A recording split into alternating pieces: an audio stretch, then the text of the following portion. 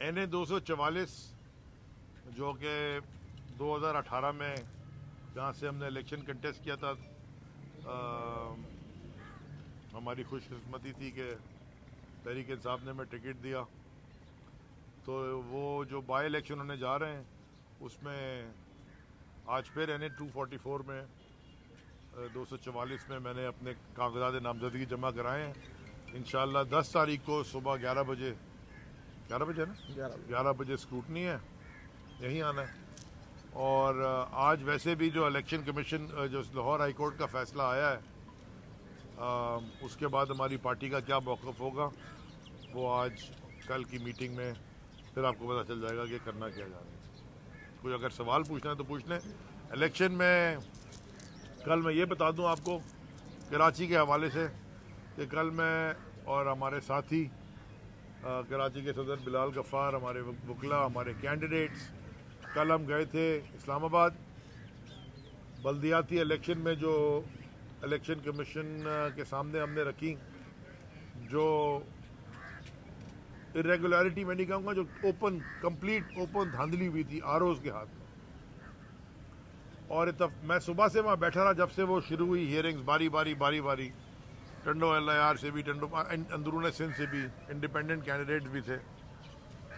तो 100% नहीं लेकिन 99.9% वो केसेस थे जिनमें फॉर्म 11 में कैंडिडेट जीता हुआ था और अपेंडिक्स A जो कंपाइल्ड रिजल्ट है उसमें उसको हरा दिया गया।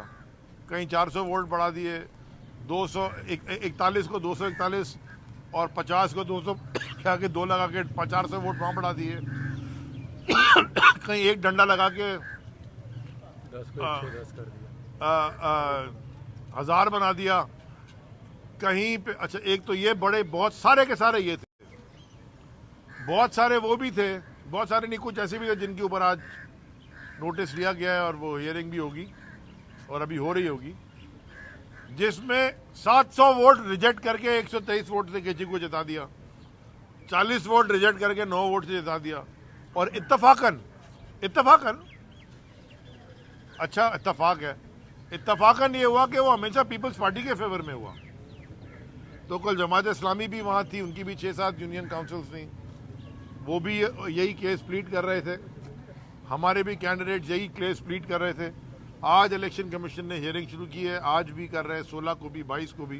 तो हम उम्मीद रखते हैं कि ब्लैक एंड वाइट डॉक्यूमेंट्स जो हैं, साफ सुथरे, जहाँ पे नज़र आ रही है कि खुली धांधली आरोज ने की है और जहाँ प्रिसाइडिंग ऑफिसर नहीं संभला इनसे, तो उन्होंने रिटर्निंग ऑफिसर को मिला के रिजल्ट चेंज कर दिए।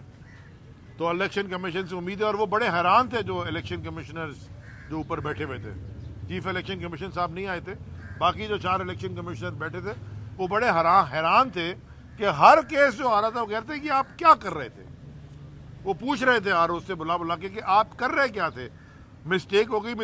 हर आदमी आके करता जी मिस्टेक हो गई, यानी कि गिनती में मिस्टेक हो गई। भाई कैलकुलेटर होगा आपके, अब तो मोबाइल में भी कैलकुलेटर है, 2 + 2 4 होता है। आप 2 + 2 आपने 9 लिख के उसको जिता दिया, और जहाँ पे 2 + 2 लिखना था वहाँ उसको 3 लिख के उसको हरा दिया। किस तरह की अहमकाना हरकतें उन्होंने की थी।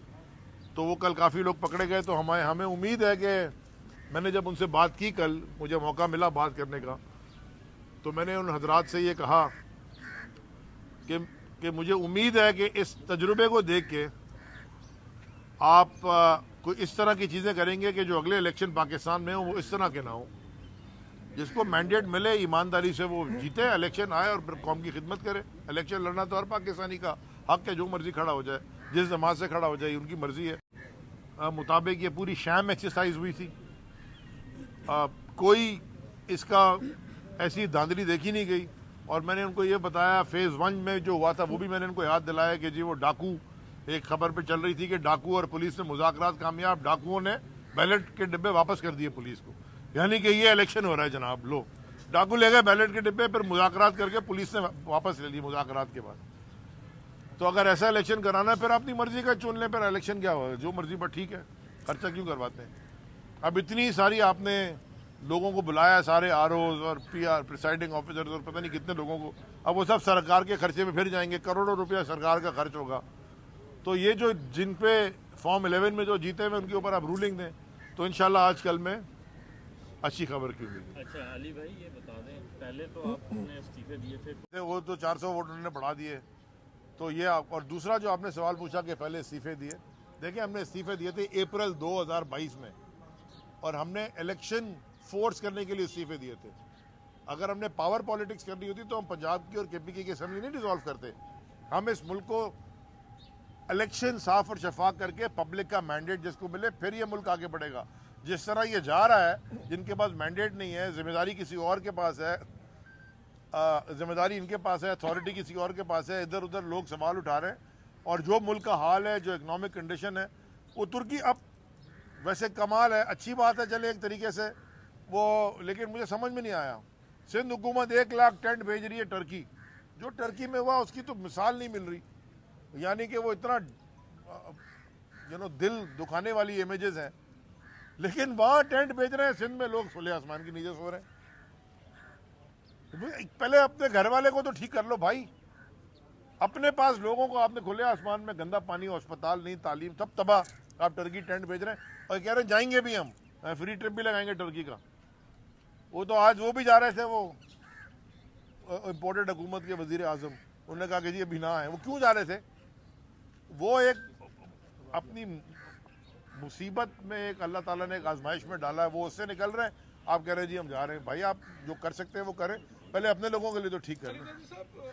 लास्ट ये एक फैसला खान साहब करेंगे कि कब हमने जाके जेल भरो तहरीक करनी है। जो उन्होंने हमें इक़दाम दिए हैं वो हम पूरे कर रहे हैं और ये कोई यू टर्न नहीं होता।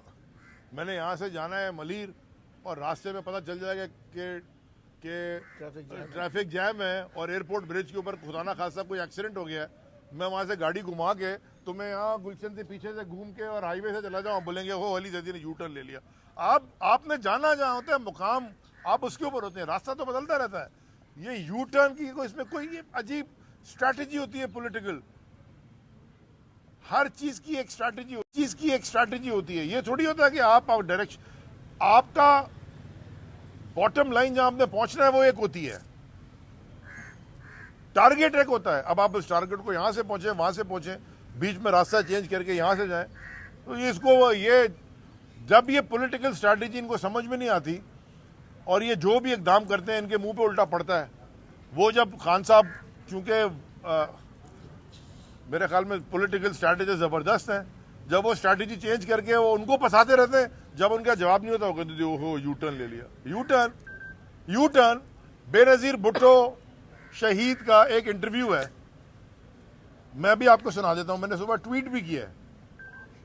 उसमें उन्होंने कहा कि मैं जनरल परवेज मुशर्रफ को बेहतर समझती हूं नवाज शरीफ से, इसने हमारे लोगों के घुटने तोड़े हैं, जुल्म किया है, कभी नहीं जाऊंगी इसके साथ। तो जरदारी और बिलावल गोद में जाके बैठ गया। ये कौन सा टर्न है? ये कौन सा टर्न है? जरा कोई समझा दे मुझे। इस टर्न का भी कोई सवाल पूछ लेना कि ये कौन सा वाला टर्न है। ये एनआरओ वाला है। थैंक यू जी।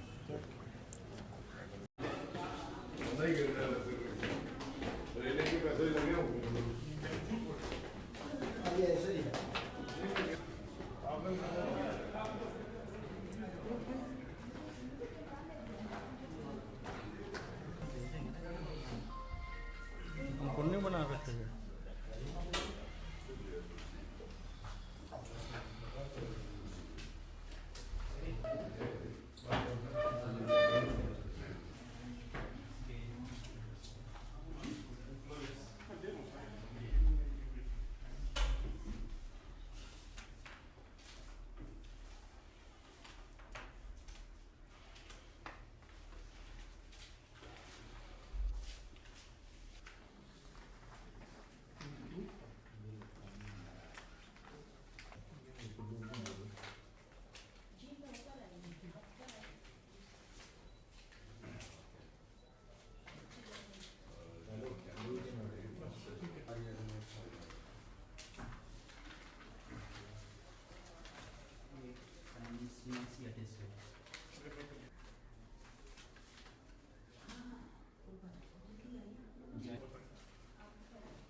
जैसे ये भी CNIC का टेस्ट किसने करना, तो नादरा झूठ बोलेंगे कि मैं ये, आप कोई तो बोल रहा होगा ना यार। ला ला है ला ये सर मैं तो 4 बजे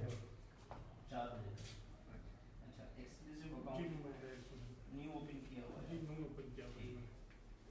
वो इसका स्लिप वगैरह देंगे आप चलिए नहीं अकाउंट नंबर मैं आपको दे रहा अच्छा ठीक है हूँ आपको अकाउंट नंबर दे रहा नहीं हूँ अकाउंट नंबर इसमें लिखा हुआ नहीं नहीं मैं ठीक वही अकाउंट है। अच्छा एक सवाल का जवाब ये है जी जी ये हाँ कर देंगे तो आप हमें कल तक या at the time of scrutiny जो है आप हमें जवाब करवा क्योंकि ना कोई ठीक है मैं अभी इसको अगर कहेंगे तो उसमें आपको मैं जजमेंट दिखा दूँ मैंने इसलिए हाई कोर्ट में नहीं, ठीक है। उसी टाइम में इसको भी छोड़ता हूँ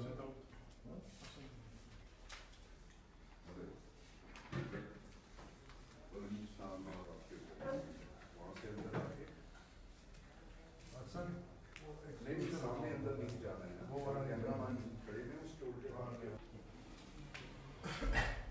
मैं दो बजे आ जाऊँ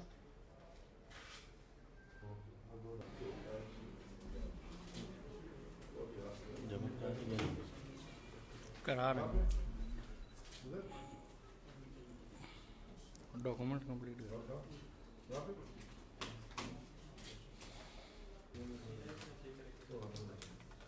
नहीं भाग रहे हैं ना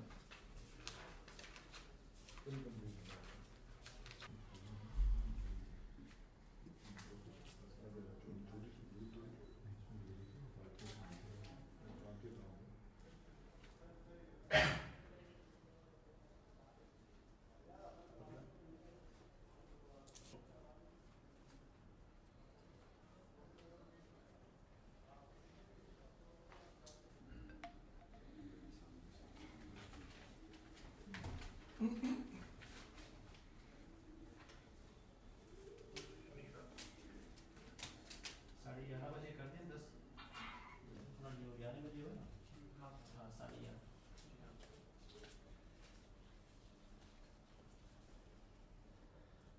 कितने बजे सर साढ़े 11 बजे 10 तारीख हम आपको रिसिप्ट अच्छा ये इनका दूसरा फॉर्म जी इसका फॉर्म 30 तो एक ही होता है एक ही 30 नहीं लैपटॉप भी करा था ना फॉर्म तो प्रपोजल सेकेंडरी खुदा ना एक में से किसी को